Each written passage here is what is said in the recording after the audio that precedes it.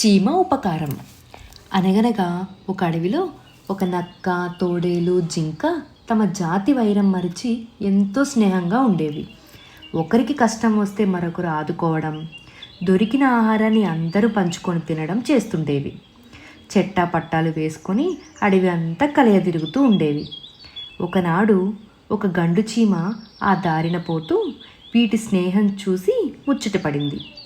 మీ ముగ్గురు స్నేహం చూస్తుంటే నాకు చాలా సంతోషంగా ఉంది. జాతి వైరం మరిచి మీరు సంచరిస్తున్న తీరు నాకు ఎంతగానో నచ్చింది. నేను కూడా మీతో స్నేహం చేయాలనుకుంటున్నాను. నన్ను మీ జట్టులో చేర్చుకోండి అని చీమ అడిగింది. అందుకు అవి నవ్వి, ఓసి చీమ, నువ్వు చూస్తే ఇంత చిన్న ప్రాణివి. మేము నీకంటే చాలా పెద్దవాళ్ళం. నీలాంటి అల్పజీవితో మాకు స్నేహం ఏమిటి అని ఎగతాళి చేశాయి. చీమ చిన్నబుచ్చుకొని, మిత్రులారా, అలా అనకండి. ఈ సృష్టిలో ప్రతి ప్రాణి వల్ల ఏదో ఒక ప్రయోజనం ఉంటుంది అని అన్నది చీమ. కానీ అవి చీమతో స్నేహం చేయడానికి ఒప్పుకోలేదు. అయినా చీమ మాత్రం వదలకుండా అవి ఉన్న ప్రాంతంలోనే తిరగసాగింది. ఒకనాడు ఒక వేటగాడు అడవిలో వేటకు వచ్చాడు.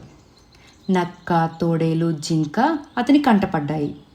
వేటగాడు వాటికి బాణం గురిపెట్టాడు.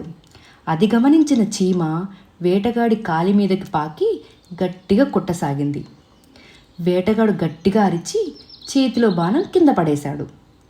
ఇది చూసిన నక్క, తోడేలు, జింక చీమ చేసిన ఉపకారానికి ఎంతో సంతోషించి చీమను తమ జట్టులో చేర్చుకొని నాటి నుండి చీమతో ఎంతో స్నేహంగా ఉండసాగాయి. నీతి: చిన్న ప్రాణి అని అలుసు చేయరాదు. చిన్నవాళ్ళు కూడా పెద్దవాళ్ళకు సాయం చేయవచ్చు. Thank you for watching Anaganaga.